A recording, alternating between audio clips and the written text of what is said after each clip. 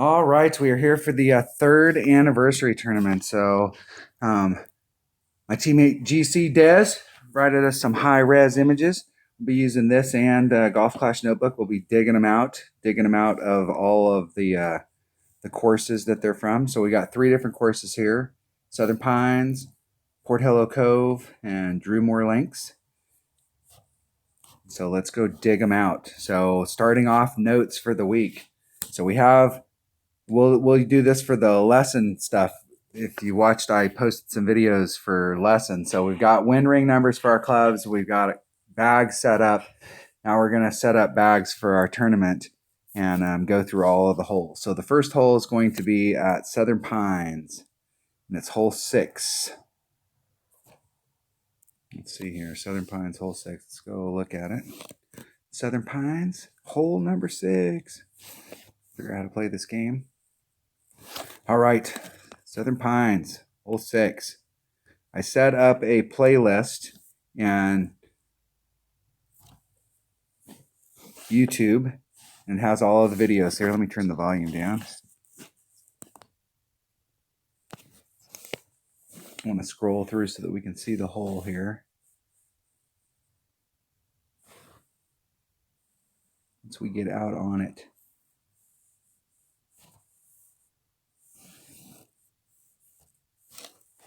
All right. Let's talk about this hole. So if you've got upper developed clubs, I like to hit up in the pocket where I'm showing in that image. If you've got lower developed stuff, you're probably going to have to hit further back, but it's somewhere between these 2 shadows. And the ball is going to come up. There's a backboard here, and it rolls around like this. So the ball comes up the backboard and then wants to roll back down towards the cup. You're trying to just roll right along that. You're surfing. Okay, this is one of those racetrack type holes. There's 2 of the racetrack holes that are serious racetrack holes I haven't seen in a long time. There is a flat area up at the top that comes around like this, and if you get up into that flat area, instead of engaging the hill and just dropping down to the cup, what it does is it rides along that, and it can take you all the way down to the other side along the edge. And it's difficult putts from up there at the top, so try and avoid getting up there on the top, coming out like this. So here's the benefits of hitting up close. I bring a Guardian, and I use a Katana. And with a 3 side spin ball, you can't get all the backspin on. So I balance them out. And I'm not exactly sure where it's at. And then I put on max curl. So I'm trying to do this as a setup shot. The curl is a huge variable. So instead of setting it up so I have to use half curl, I've worked this shot so that I use max curl with whatever club you have. And you're going to end up in a very similar spot with whatever level of Guardian that you have. You'll end up right around the cup. And 2 rings off. So if you got a lower developed Guardian, you can do this shot. You may have to be back a little bit more. You may have to be 3 rings off of the transitional surface. But you can work this shot with a Guardian and you can get a guaranteed birdie every time. If you want, and it's a low percentage hole no matter what you do out here. It's just a low percentage hole because you're engaging this hill face, and the trajectory is a big variable. If you're hitting back here in the back, I see people epic fail on this shot all the time. Let me get a little bit further forward. I see people epic fail on this shot because the ball guide's taking you like this. And out in this area where you're hitting, you need to have the ball so that it's going in this trajectory towards the cup. And so when people come in here, they put too much curl. And when they put curl, they're not thinking about how it's changing this tip and it's moving it over on this arc. Okay?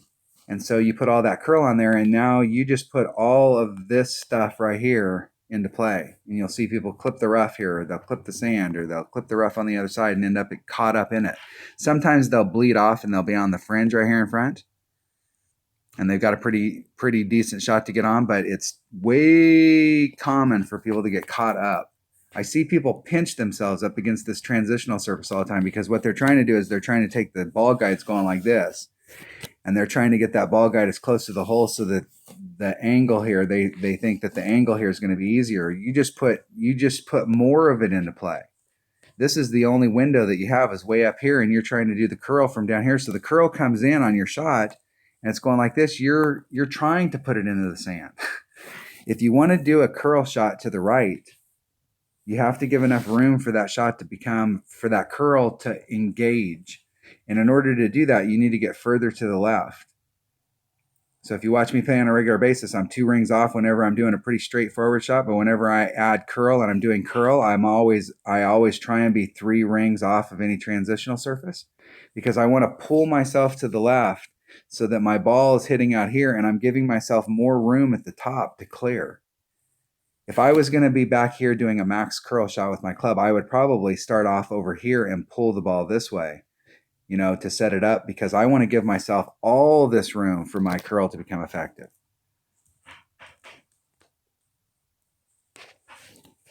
So those are a couple ways to come at that hole. Let's go look at it. So if you're up in the front, hey, if you're up in the front, that's the spot right there where I've got, on this particular shot, I was moving it over. You can see where my orange ring is on the transition between the fringe and the green.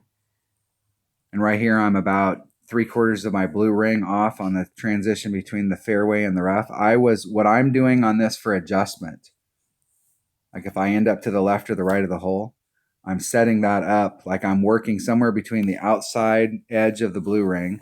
See if I can get the screen to brighten up. I'm working on the outside edge of the blue ring right here, and I'm working on the orange ring up here in the front, trying to get my orange ring right on that transition. And somewhere between the outside edge of my blue ring and the inside edge of my blue ring, I can work that number. So I'm trying to work within that ring right there, the blue ring, to try and dial it into the cup.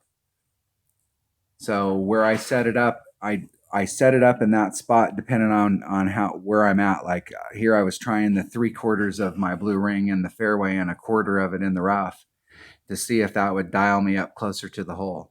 And it put me right on track for it. I just didn't have quite enough distance. I mean, I was like right in front of it. And then put on max backspin, max right-hand side spin balanced out, and then max curl. And when you come in, you're coming in like this.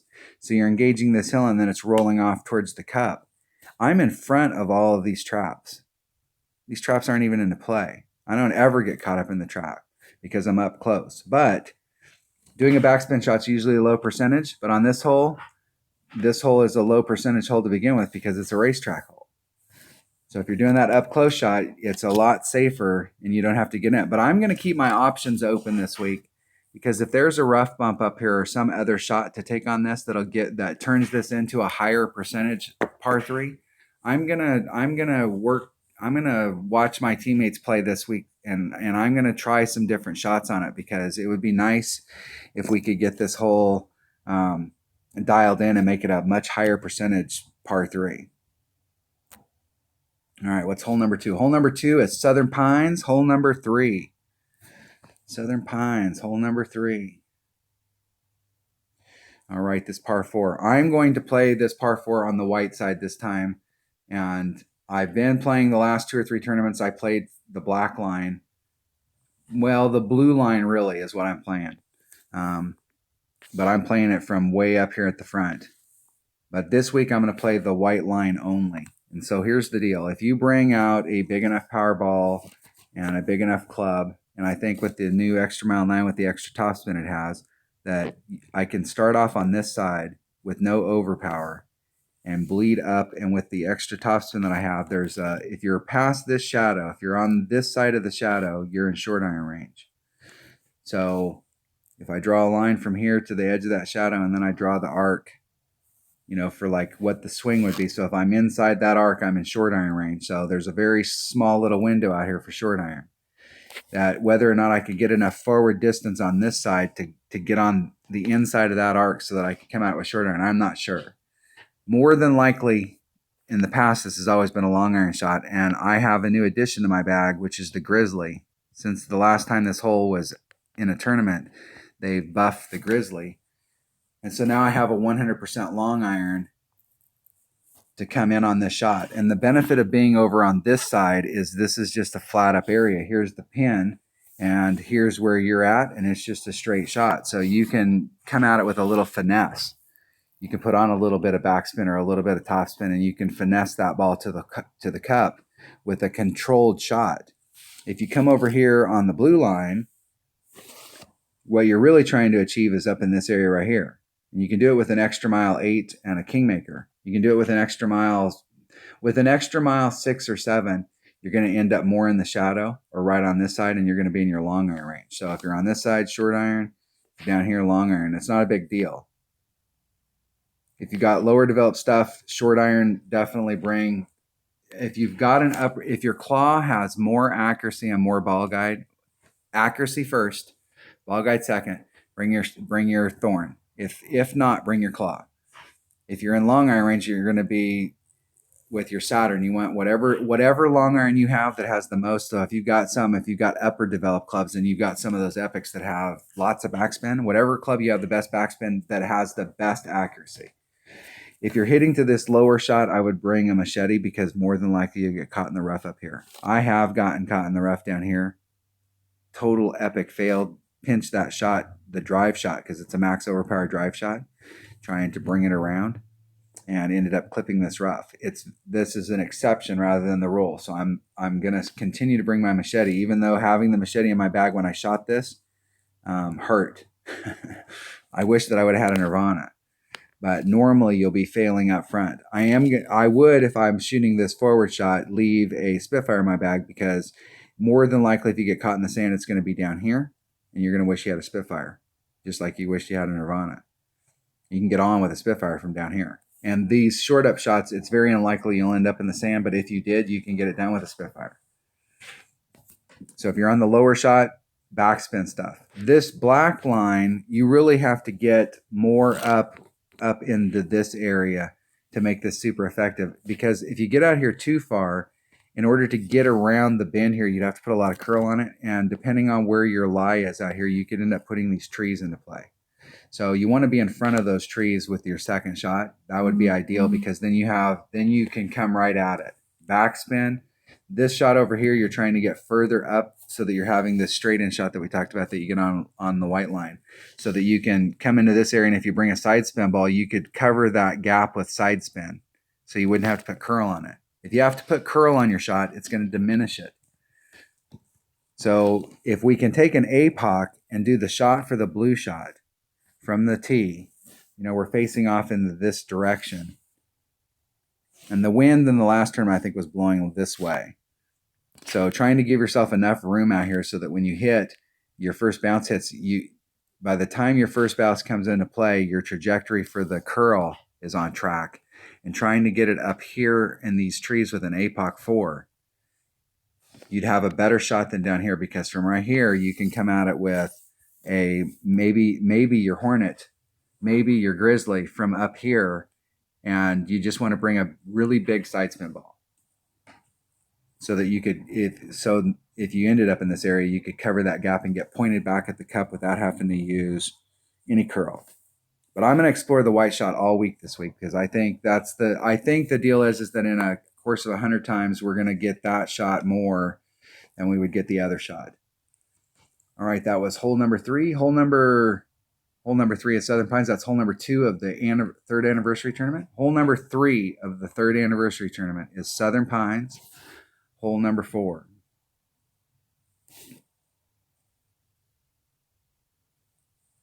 All right. This is a 5 power ball all day. And the deal is 5 power. 5 power ball. If you want, this is a par 5, and we need to get an eagle. Now, in 100 people in the bracket, this eagle, it's going to be if you get an eagle on this hole, I think you'll automatically be above at least 30% of your bracket. If you get an eagle on this hole both times, you're going to be ahead of 60% of the people in your bracket. You're going to be, if you eagle this hole both times, no matter where, if you play the minimum score for the rest of the round, you're going to be at the absolute worst with no tiebreakers, 40th. And possibly a lot lower than that, depending on your bracket, just by making this hole. So if you want to get an eagle on this hole, or you want the opportunity to get an eagle every time, you need to bring a power 5 ball. There's just no two ways around it. And it's not the first shot. The first shot, you can come out here and you can end up in the range, and you want to be somewhere, I think, around 400 yards. if I remember correctly. And so if we draw the line from out here and we do the 400 yards on the arc, it's better to be on the right-hand side of the arc because the way that I engage this, it gives me a little bit better line through this rough because I do a rough bump up there to get on the green. It's not the first shot that hurts you. It's this second shot. So if you bring a 3-power ball, what'll happen is that on your second shot, you won't be able to engage this fairway. So on your second shot, you'll end up having to do the bounce over from here because you won't, even with overpower, be able to engage over here. And so if you got a club that's got a lot of topspin, you bring a big dog, you can get quite a ways up there because it's got a lot of topspin, but you can't get on. You can put yourself in a position to make that chip, but that's about the best that you can achieve. If you've got a 5-power ball, you can start off with your big dog on the other side of on this fairway, right along the edge down here. And if you're in the right spot, it's 5 plus topspin. And 5 is like the absolute minimum. So I'm going to just say 6 topspin. And you're doing a rough bump where your second bounce is coming into this rough, and then you're trying to hit the rough and then bleed out so that you're right here on this edge. The angle that you're coming at it when you're looking up at the hole coming at it like this, it's hard to get around this bend where you have to come out here and you're trying to get it to curl at the end of its run. So you bounced way back here, and you got a second bounce that's somewhere in this neighborhood. And so your line's going like this, and you're trying to bring that shot in so that it does this. And you have to put it's a pretty big curl shot. And you have to control your speed when you get on this green because it's very easy. Once you get past the cup, it immediately starts rolling down. And it's very easy to end up in this rough or the sand down here if you don't control the ball when it's coming into the green. So it's not that you can't make it from this direction. And this rough bump is scary. And so you have to be in the right spot, and you have to have faith in that topspin, that topspin is not going to roll you out and you're going to get a big jump. Because if you get that bounce here and then the next bounce is already out of the rough, it'll run.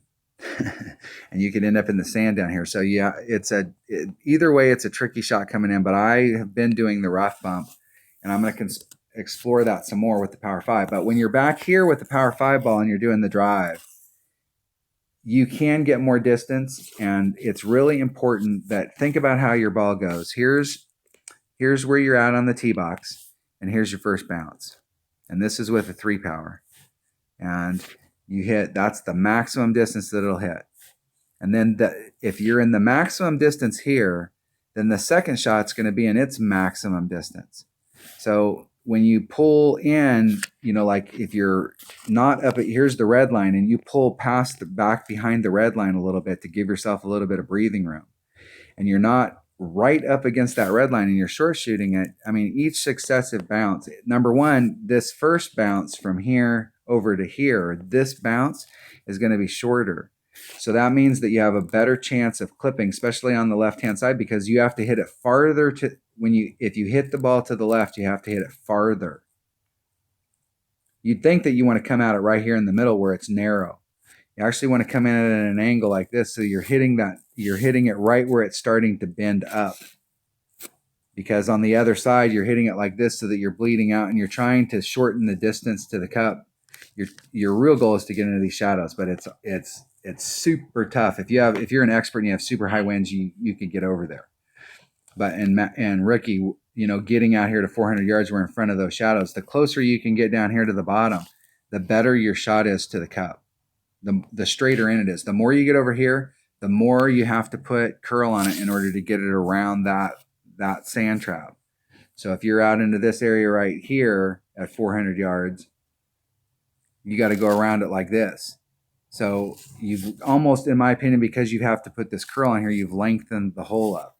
When you're here, you may still be at 400 yards here, same distance, but you're in this to get to it. I'm going to take a shorter shot than you're going to have to take doing this curl.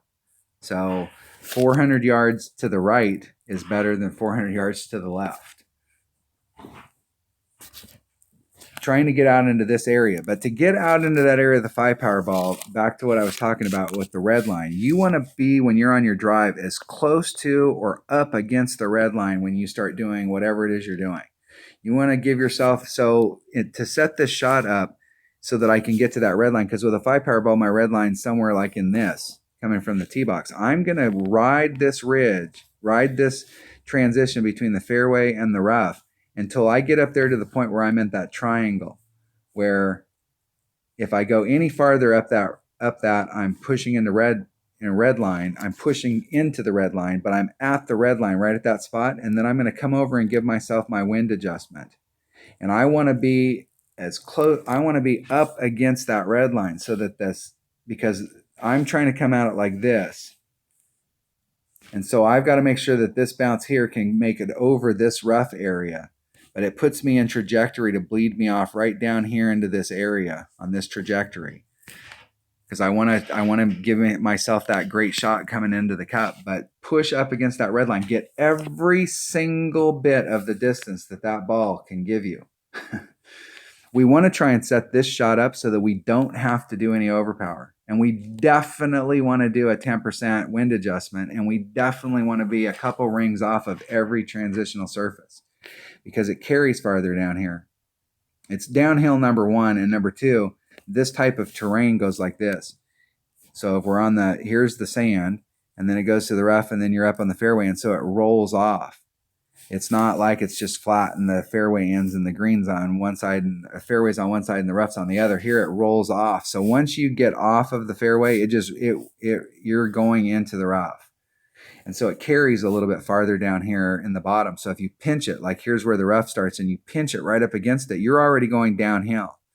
So always leave yourself a little bit of room down there, a couple rings, so that you don't end up epic failing. The whole goal is get right here, 400 yards, do a rough bump through this rough, probably 6 or more topspin, depending on where your distances are.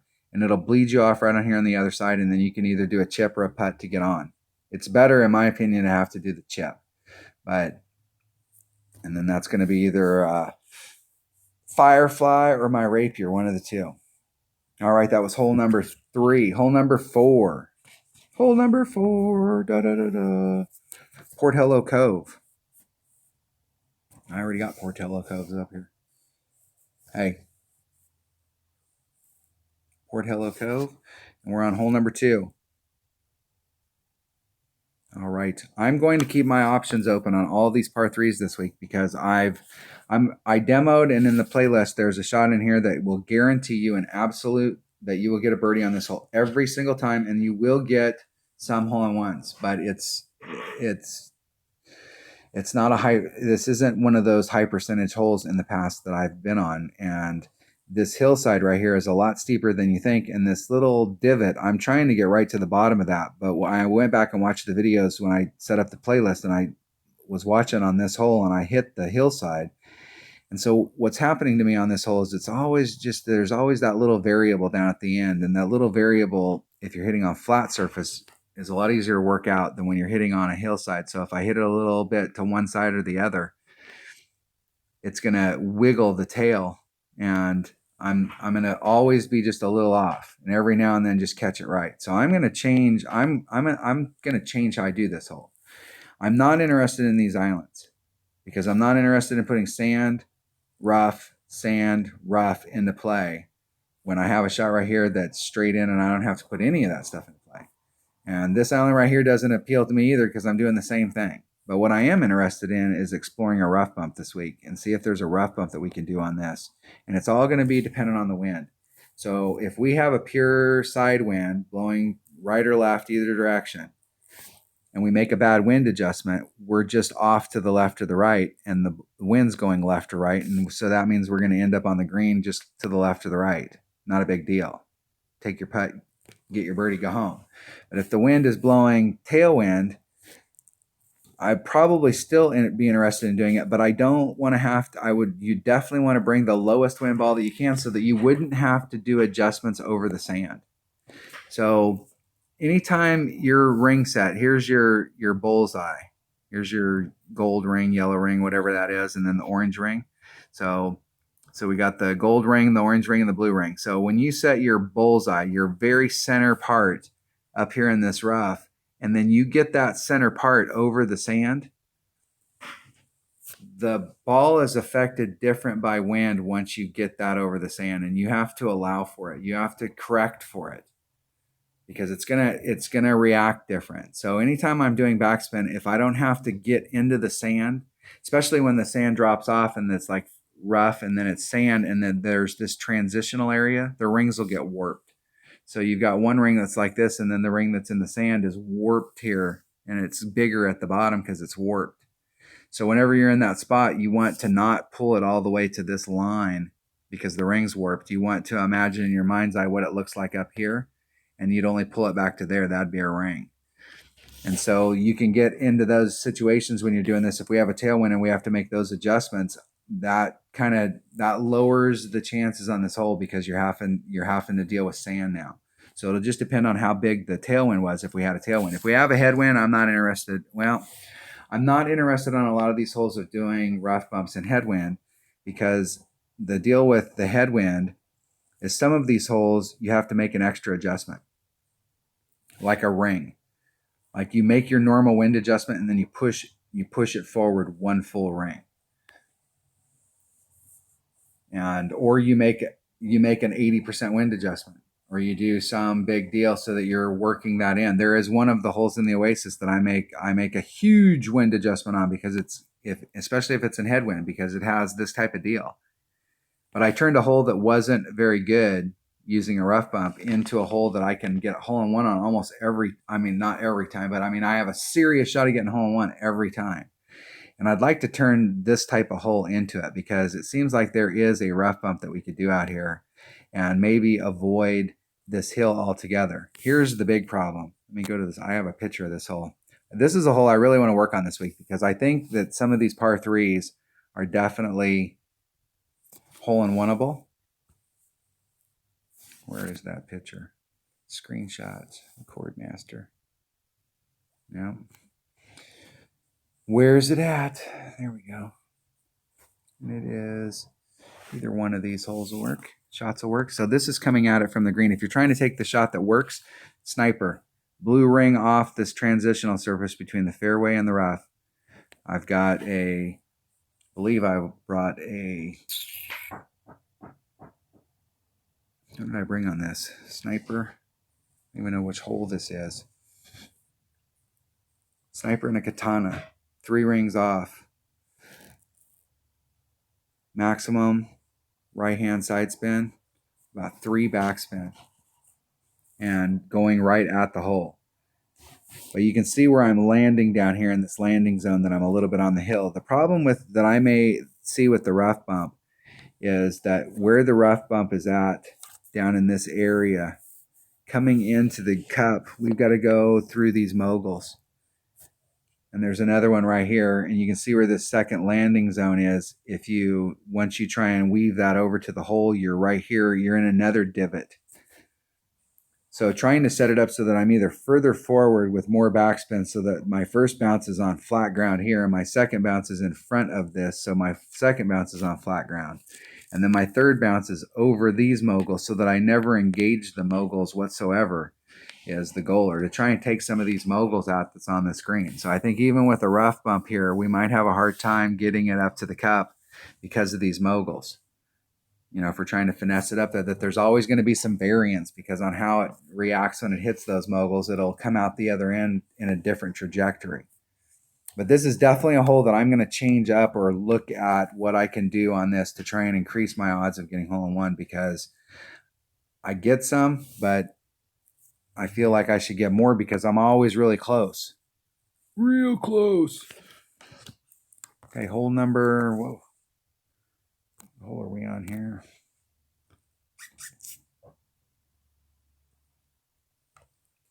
That was hole number 2. So we're on hole number 5. This is also on Porthello Cove, and it's hole number 4. Let's see if I remember this hole. All right.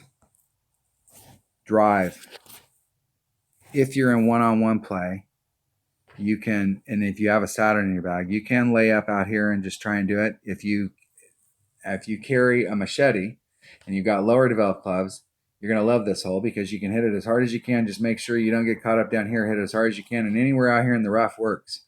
Your machete is the best club you have in your bag for this shot on this hole. And so you really want to get out into the rough. If you don't have an upper developed Saturn or really good short iron that's got, you're trying to get short iron here, but if you don't have a club that has a lot of backspin, 100% backspin, but your machete does, then your shot is in the rough, because that gives you the best shot to get up to the cup. The only bad thing is that when you hit the shot, the needle's going to be going a little bit faster because you're in the rough. But other than that, that's the right club. I use a big topper and a Titan, the king of balls. And trying to get out here where I've got as much length as I can. It's a max overpower shot, max curl, and trying to bring it around where I'm bleeding through this rough, trying to get onto this pad. And if I get on that pad, I'm going to bring, I still the most accurate short iron in my bag that has backspin as a claw. So I'm going to bring my claw until something gets more accurate than the claw. With full backspin, the ball guide's not nearly as important as if you're trying to run the ball up to the hole, where the ball guide's super important. So I think a thorn has a little bit more ball guide than a claw, but the claw is more accurate. So, and it's at a pure number at 1.5 per ring. It's 75% accurate when it gets maxed out. So it's 1.5 per ring. It's a real easy number to remember. So if you've got whatever's your most accurate, best, most backspin short iron, that's what you want to bring here. And try and hit it from this island. But if you miss that island and you're in the rough, you've got a Houdini, and a Houdini has 100 backspin. If you end up in the sand, or excuse me, a machete has 100 backspin. If you end up in the sand, you'll have a Houdini, 100 backspin. The problem with most accounts is that if you're on this fairway pad, which is what most people are going to hit to, your best club in your bag for backspin is going to be a Saturn. If you've got some of the upper developed epics that have lots of backspin, then that area out there is fine. If you had one of those clubs, that's the shot that you would take, because it's the highest percentage shot. You'll get that same shot over and over and over. But if you have a Saturn has lots of backspin, but it never gets all the backspin. And so it doesn't have as much backspin as you'd want to take this shot. So when you come up to this green, let's see if the shot that Des has is a little more, if I can zoom in on that a little bit better.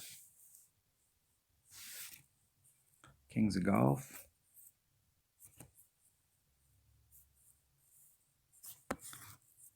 See if I can zoom in on it a little bit better. Not much better, but better. This green is set up so that it is super steep, and then it starts to shallow off as it comes over to this side. One of the reasons about getting on this pad is that you could, if you get in the right spot, you can use your claw. The cool thing about a claw is a claw is a utility club. You can use it for backspin shots, and you can use it for the run-up shots, and it'll get all of it done, and it's a really accurate club. So it's a very good club for this, because if you get in the right spot where you open up that mouth, you could actually kind of run it up and not have to put on as much backspin. And you have a much better shot of getting it in the cup. If you don't, the less backspin you have to put on, the better your chances are that you can get it into the cup. But in most places that you engage it from out here, the green is about the only thing here that's flat. I mean, even the fringe has got a little bit of stuff on it. So you have to get like right up on the hole. So you need every bit of backspin you can, so that you're starting your first bounce over here is, here's the green. Your first bounce is on the green, because if you're out here on the fringe or you're out here on the fairway, it's already going downhill. And so so if you have to engage it right here and you're a little low, let's say you're a little high, you're going to get a really big bounce. Or excuse me, you're going to get a little bit shallower bounce, and it's going to want to fly straight forward. If you're a little low, it's going to get that higher bounce. And so if you're on that hill, and if you get too low, you'll get that high bounce that comes straight up in the air, comes down and hits, and you put backspin on it, and it backspins right off into the sand or the rough. You'll see a lot of people do that this week. So your goal here is to start off on the green or right on the edge of the fringe and backspin that sucker to the hole. And a Saturn doesn't have quite enough backspin. So what you'll find is you'll have to set up, don't push the limit and rub and get down on that hill. Just take your lumps and put it up there where you're still on the green, and it'll land behind the cup, and pull it back, and you'll have a very short putt. Okay, the goal here is to get birdie, and we're trying to better our chances of getting an eagle. The goal is not eagle, it's birdie. So if you lay up out here and you have a Saturn, you can easily get a birdie, but you have a very small chance of getting an eagle because you can't get close enough to the hole. But if you can get up here in your short iron, you can definitely have a shot. Or if you can get out here in the rough with your machete, you definitely have a shot. Or the sand with your Houdini. So these three clubs are actually better choices, even though you're in the rough or the sand, than your Saturn would be. I'm definitely curious to see if I can get up. Now, I'm curious to see how much easier it is for me. I'm going to try an extra mile 9 and see if I can get up into that area. I know with the big topper, your red line, you're right up down here on the tip, but with an extra mile and I'm curious to see if I can get over there with my extra mile and bring a lower wind ball to help me out on that second shot, because I think with the first shot I might be able to do that. So I'm every hole in this tournament I'm gonna rethink how I'm playing. I want to work the deal to see if there's a better way. So at the beginning of the week, going out there and trying some different stuff. All right, that was hole number 5. Hole number 6 is hole 6. Hole 6, it's par 5, Porthello Cove. We'll just do them right here. I'll save us some time. Porthello Cove. All right.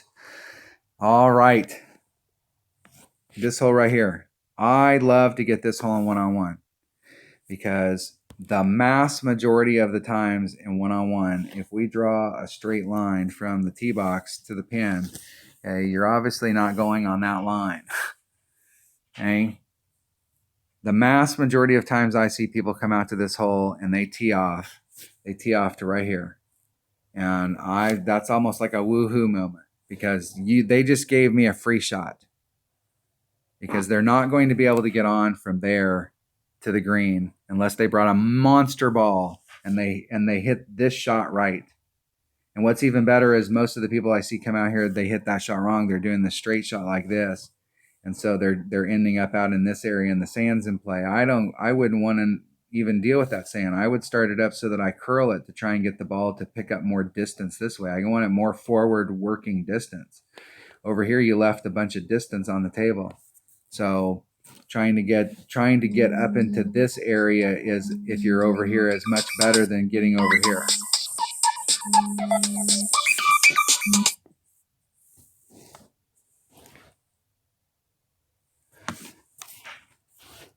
So I love it when I see people come over here because unless you have a big power ball and you brought a big dog and you brought all the right stuff and you end up in exactly the right spot, it's almost impossible to get on. If you're down here in this area right here, and you're like right there where that dot's at, and you have a Kingmaker and a Guardian, and the Guardian's not the longest hitting, but if you've got a level 8 Guardian, it's almost, I think it's 180 is the longest. It might be 180.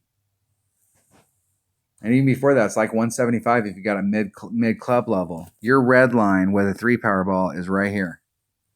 Okay, so if we draw the arc, and then we draw like what your long iron would be, you know, you're out in this area to get up to the cup. So that means that if you're out here in the back, you've got to cover this with your big dog, and your big dog has a little bit more power, and it has a whole lot more topspin. So you're having to cover this distance from here to here with that little bit of power and that topspin, and it's not enough. It's going to put you out into this area in most cases. Is about as far as you can get, and you're way down here where it's narrow on the end of your run, and it's really easy to bleed off. So I always like it when I see people hit over here because you're not going to be able to get on into. You can, but the deal is it's not worth the effort. You can come out here with a QB, and it doesn't have to be a high level QB because you're not putting. I think you're actually putting.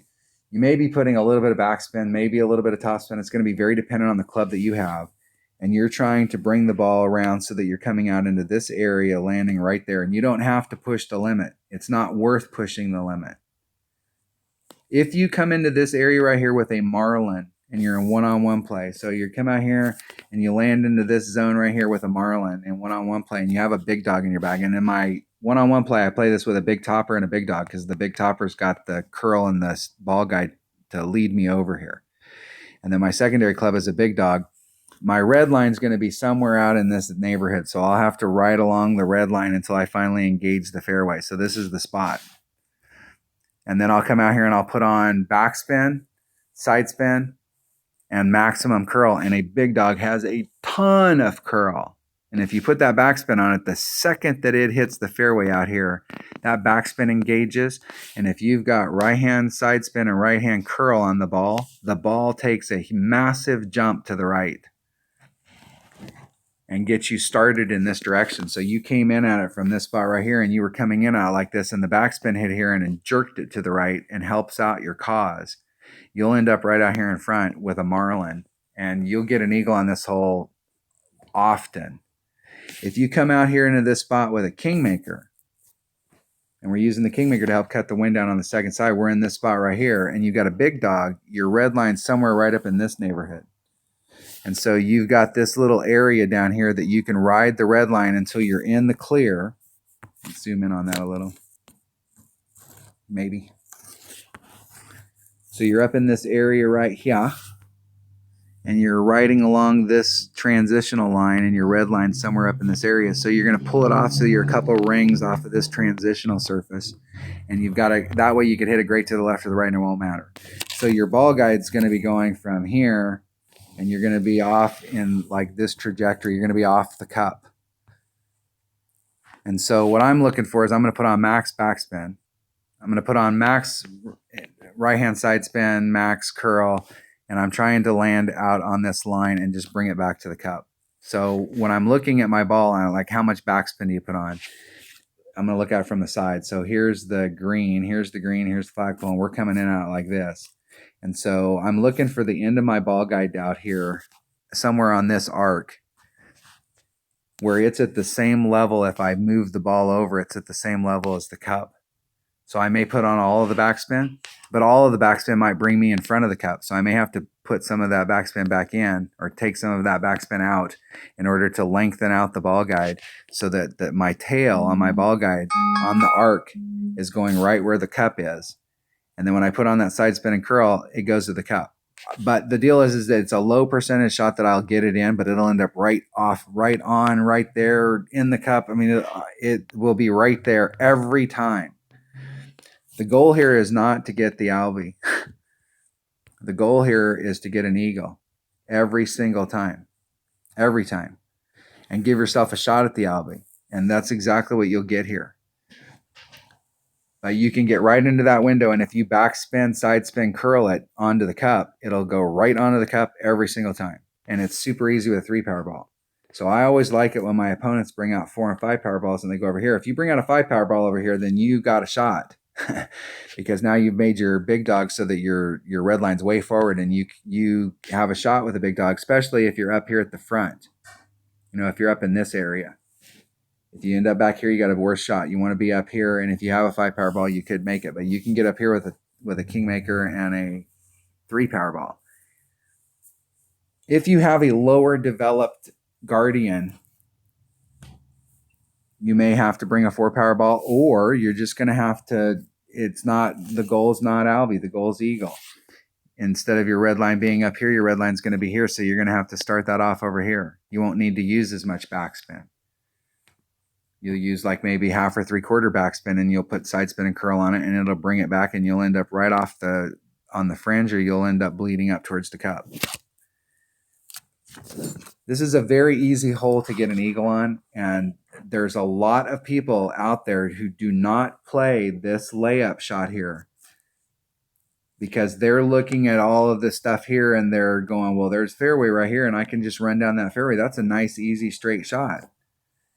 And they're not thinking about distance, because if you hit out here, you just lengthened your shot up that much. So you can get on from here really easy just doing a layup. Layup.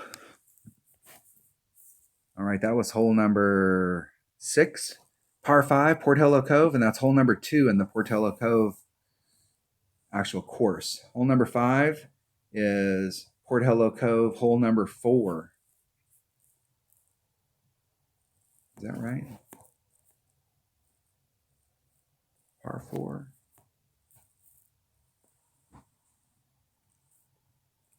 I am lost here. I got caught up on that hole and I think I missed a hole. Bear with me. Technical difficulties. That's Porthello Cove, hole 9. Is that the deal? Porthello Cove, hole 6. That is par 9. Hole 9 in Porthello Cove. Sorry about that. I was thinking that was a par 4, but that is the par 5, hole number 9 that we just talked about. Easy eagle. Hole number 7 is Drumore, and this is hole number 7, and it's hole number 4 of the Drumore Links holes itself. Let's take a look at it. All right, on this hole right here, I'm taking, I play this hole with a Saturn. If I can get my pen to work. If you've got a Saturn, you got a club that's got, I'll have to look at backspin and see whether or not like one of the other, like a Grizzly or a Backbone, or if you've got some upper developed epics, whether they have the same amount of backspin, and a Titan. And the reason I'm bringing a Titan, the king of balls, is because it puts my red line up here far enough. It pushes the red line forward so that I can actually engage my Saturn. And you got the flagpole and the cup. And some of these holes, like if you're right at the, like you want if you're backspinning, you're right at the cup. If you miss that dunk shot, then you could get the suck back and it'll bring it back to the cup. You have to work that on this one. In the last tournament, it needed to be right in front of the cup in order to get the right distance. If you were in the cup, you were actually hitting long. And so I think I had it set up right in front of the cup. And I was using 7.5 backspin and 3 left-hand side spin. But this spot right here can change. And so that's the thing about backspin shots, is you're always right there, but they are in some respects very low percentage. The other way that you can go at this is you can bring a low wind, low power ball, like a 0 power ball. So if you bring a 0, like here's your 0 power red line, you're in wood. Here's your 1. You could do the shot back down here and try and run it up more with your Backbone or your Grizzly and try and get that more accurate. And I'm going to change how I play this hole as well. This is all these par 3s. I'm going to change how I play them. I'm going to play them a totally different way than I played them in the past. And I'm going to find some other way to play them, because I know the shot that I've been taking before on these holes, they're low percentage par 3s for me. And I know that the shot that I've been taking will get me a birdie, guaranteed. But what I want to explore is what are the better ways to go at this to try and increase my odds of getting a hole-in-one. I'm still not going to take any stupid risks, and I still don't like putting traps into play. But I am going to explore different ways to approach these holes. And one of the ways that I'm going to do on this hole is, instead of bringing and getting into my Saturn, I'm going to play my Grizzly, and I'm going to bring a 0 power ball so that I can be back here a little bit farther, right at max club, and try and work that up. Give me some maneuverability. I may still bring a Titan, and that'll put my red line up here, but I can work it around, and I may be able to get into mid club.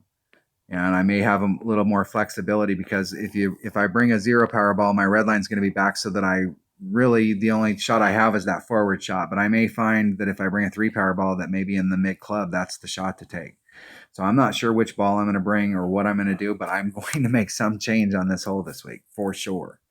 And I don't know which tours these are in, but I'm going to play those tours this week and try and get these holes. And I'm going to play them. I'm going to force myself to play them different all week long.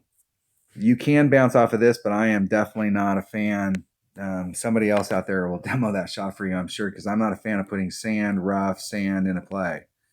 It's not my idea of why do that when you're setting the shot up and you can set it up in a different spot where you don't have to put any of that in play. All right. That was what hole was that? That was hole number 7. Drumore Links. Hole number 4 in Drumore Links. Next hole is Drumore Links. Hole number 8 is a par 4, and it's Drumore Links hole number 5. All right. In one-on-one play, you can do it either way. It's always best not to end up in the rough, and you get to practice with your short iron, is to lay it up out here. And if you're trying to finesse it in with a Backbone, with a Hornet, you can do the bounce over from here to get on. And leave yourself, whenever you're doing these bounce overs like this, leave yourself at least 2 rings between any transitional surface. Do not rub up against there. It's more important that you work a shot and figure out a shot to get onto the green and get close to the hole, and in a worst case scenario you make a putt and you go home, than it is to press the issue right here on this shot and end up in the rough, and now you got that shot, instead of that putt you got that rough shot. You want to make sure that you're always on the green, that this second shot always puts you on the green. It's just whether or not you got into the cup. But this over time, if you took this shot for 100 times and you had that short iron shot, it's a pretty high percentage, like in the course of 100 shots, that you can make this shot. The other way you can go out is trying to get through this rough and end up bleeding over here. And then you have a very short shot, a very short chip. It's wedge, and you can get way up here if you get the right trajectory, where you can actually use your wedge in a way that you can flatten that topspin out, and you have a serious look at it. So if you're doing this shot right here, QB all the way. Anytime you're doing a layup shot, the first club that you should look at is a QB. Why? Because it's 100% accurate. And we're doing a layup shot. Bring a big ball. The big ball will help you out. And bring a ball that's got side spin, bring a ball that's got wind. That sounds like a kingmaker. And you may change that depending on where you end up in your club. Like you may be in a spot in your club that you're having a hard time working out those numbers, and you can switch this to a katana, which will still get to the same area, but it'll change that red line. And maybe in that spot of your club, you're in a pure mid club, or you're in a pure minimum club. But changing your balls depending on where you're landing. But definitely bring something that's got wind, because this is a great shot. And in the tournament, it'll depend on which way the wind's blowing. So if the wind's blowing this way, this is definitely going to be what I'm going to do this week, because it's high percentage. If you try and get out into this area right here, and you get out here and you're in the fairway, it is higher percentage. And if you get into the rough or the sand out here, if you can hit that shot perfect, those are easy wind adjustments to make at that level, because the rough and the sand iron are so accurate that close up, that if you make great wind adjustments with those clubs and you hit perfect, you have a really good shot of making those too. So I've been dinking around. I played this shot over here, and in one-on-one, it can go either way, just depending on which account I'm in. If I'm in my 77 account, I've got great recovery clubs. I always go for this shot. When I'm in my 99 account, if I was playing this hole, I would always go here, because I don't think I can play this hole with my 99 account. But if I did, I would always play over to here, because this would be the higher percentage shot. I'm curious to know what it would take to get over here, because I know getting over to this side right here, I've been way up. I've been out here in the clear. I've been over here in the clear. I've been in this sand. I've been in this rough. I've been in these rocks. I mean, I've been in all these areas coming over. But when you get out into this area, it is awesome. So, like trying to figure out a way to get over here consistently where you can bleed through. And it'll be hard. There'll still be a variable, because you're at the very end of your run and you have no control. So whatever trajectory you set back here, this is the end results of that. So even if you hit it perfect, if you didn't set your trajectory right back here, you could still end up in trouble. Or you could just hit one of these things and take an irregular bounce, and you could still end up in trouble. And the next time you could end up not in trouble. So there's some variable over here. But I am going to work this shot this week. I think in my 99 account during the practice stuff, I'm only going to work the shot to the right. And that'll give me some indication of like how much topspin I have to use, because I've only got a level 7 QB, so I only have 3 topspin. So however far I can get out there with that, that'll give me a pretty good indication of where I need to be. All right, that was hole number, what hole was that? That was hole number 8. That's Drumore Links, hole number 5. And hole number 9 is Drumore Links, hole number 9.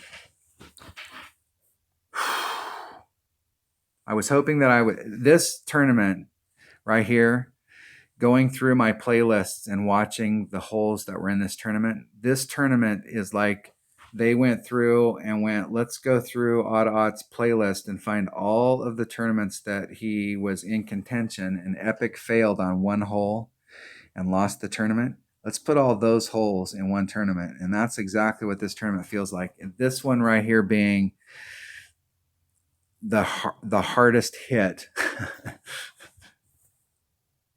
In this tournament, it was the Celtic Cup. 4 people at minus 26 is the way it ended up at the end of the week. And one person at minus 25. And one person at minus 25 was me. And I had all 4 of these people beaten tiebreakers. At the time when I finished the round, I would have been in first with 2 people at 26, but 2 more people came up and got 26s. But I shot a 25 because I got a birdie on this hole, and I shot this hole in every account that week and didn't miss this drive one time. And the very last time I played it, I choked on it and ended up bleeding off down here on this drive and couldn't get on in 2 and dropped the shot. And so my traditional way of playing here, it's super simple. You come down into this area right here with a QB or a rock. QB works fine. You're doing backspin on it, so you're not even trying to get everything in it. We played the dreaded dunes not too long ago, and there was a hole that I was doing a shot very similar to this, where I was doing a layup shot and everybody else was trying to hit out here. And almost all of my opponents were like, "What are you doing, idiot?" And then I hit out here and they tried to hit out here, and I had an easy time getting on, and they were like, "Wow, that's not that bad." If you come out here with a power 5 ball and your first club is a QB and your second is a big dog can engage this fairway over here. You'll have just enough on your red line that you can get over to this fairway. And with about 5 topspin, right down the center of the fairway, maybe a little bit eking towards the right, but not trying to put this rough into play. Because you got to think, if you move this over, you're here. Your first bounce is here. Your second bounce is in that area. If you hit a great to the right, you just put this rough into play. And the whole goal here is not to end up in the rough. The whole goal is to end up on the green. So being in the center of the fairway and putting on a little bit of side spin to tail it off towards the cup, and maybe a little bit of rub against the nubs, is more than enough. And just hitting a straightforward shot, you don't have to do any overpower or anything. You brought a 5 power ball. You can end up here by the green, get your putt for eagle, and move on down the road. It's a super easy shot if you don't tank the drive. Because this area down here where the drive is, this area, while it's not correctly displayed in this, anything that's not the fairway there is like this. So the fairway ends right where the rough starts, and the rough is at about a 45-degree angle. And if you engage the rough, you're off. You're going for a wild ride. Okay, you're in trouble. Big, big trouble. If your ball's not in the fairway, you're in trouble. So if you're hitting this shot, it's a super easy layup with a 5 power ball to get up here, get on, get your eagle. Okay, the other way that people take this shot is they use these rocks, and they try and bounce through these rocks to get out into the fairway here, or out into the fairway over in this area, depending on how you come at the rocks, so that they can take this same shot. If you do the arc, if here's the hole and here's the shot, and you do the arc for like what a long iron can hit, what your big dog can hit. If you're on this side, if you're on that side of that line, you're engaging, with a 5 power ball, you could be engaging some of this fairway over here. So the farther up you can get up here, the farther up your red line goes, the more of this fairway you have. And this angle to the cup has, less danger. You start off over here and you're coming straight. You're right in the middle of the fairway. You have very little danger that you're going to end up anywhere. Whereas when you're over here, you could end up clipping this rough over here if you don't think about where your third bounce is going to go. So people are trying to get up here because they do have serious shots at picking up that eagle, but you got to hit through these rocks.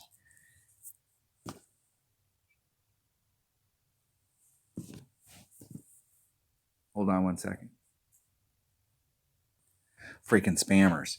So if you take this shot to come up over here, you have to go through these rocks. And I don't mind hitting through the rocks, and I've hit through these rocks. I've taken the shot. When I took the shot, I was trying to work on topspin because I kept bleeding off into the sand.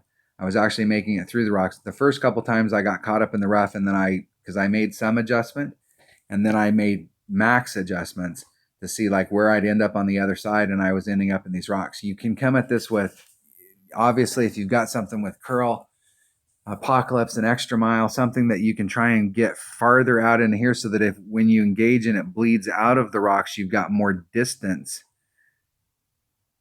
That would be good. So if you can end up in this area hitting through those rocks, more power to you. But I think that in 100 shots, this shot right here, if you don't tank the drive, your percentage of getting on the green and getting eagle are going to be better, because if you get caught up in the rocks here 5-10% of the time, we're going to take this shot right here 5 times in the tournament.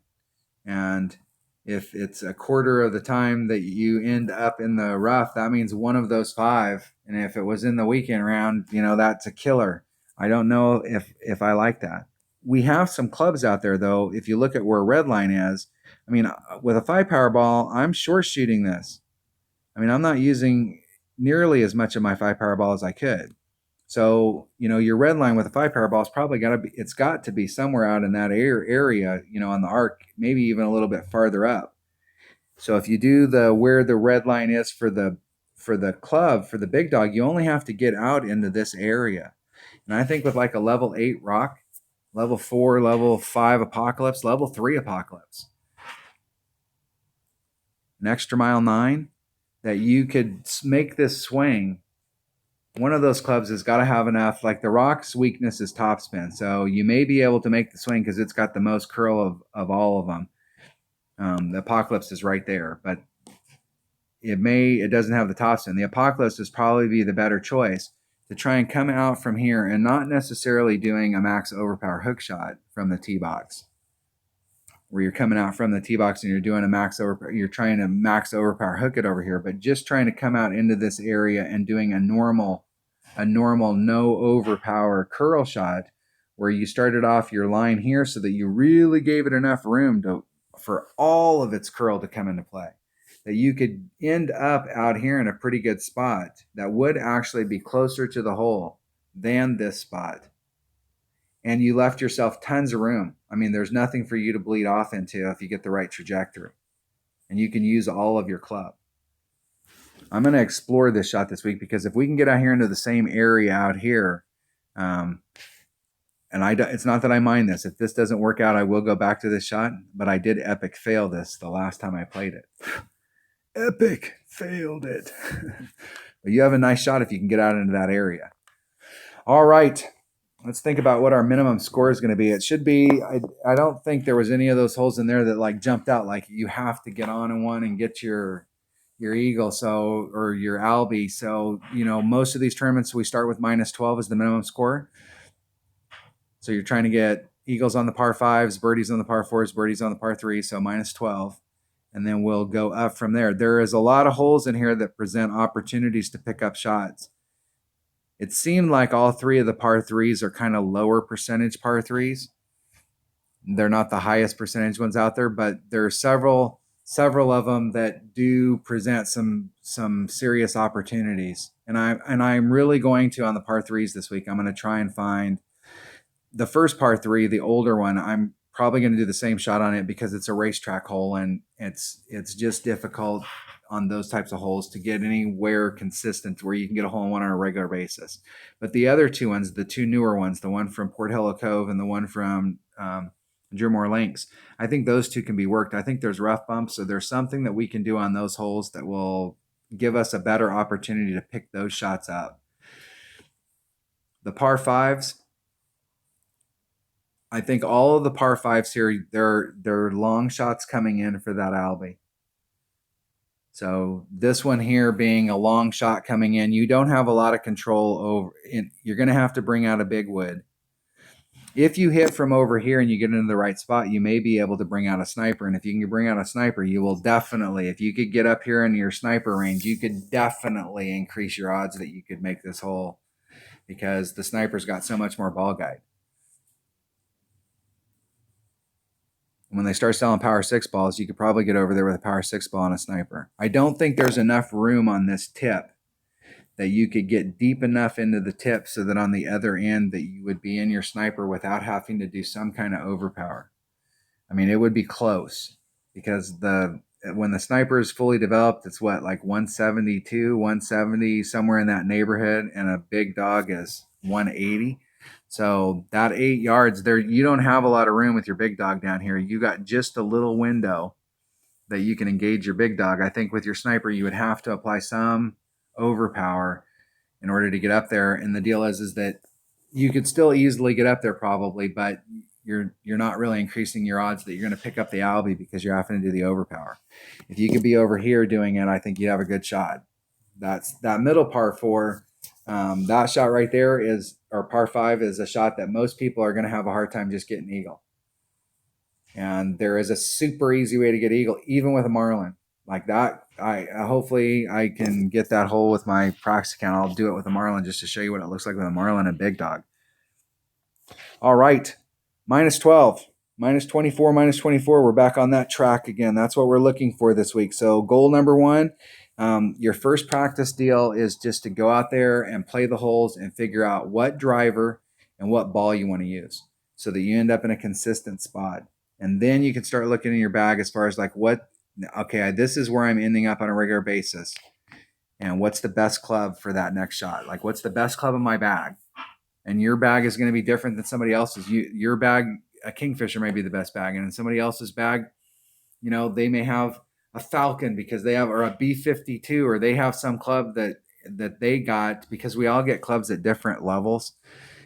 I got really lucky and got a Spitfire and got tons of Spitfire cards right at the beginning. I got it to like level 3 or 4 pretty quick just because I got tons of cards for it. But it took me 2.5 years to get cards for the Apocalypse and for the Cataclysm, for the Thor's Hammer. Those clubs were not opened up in my bag for 2.5 years of playing. So, some people just have some clubs in their bag a little more developed. And if you've got clubs that are the best club for the next shot, that's what you want to bring. All right, I will put this at the beginning of the playlist. If you like the content, you're into the stuff, please hit subscribe, and thanks for watching. Have a good tournament.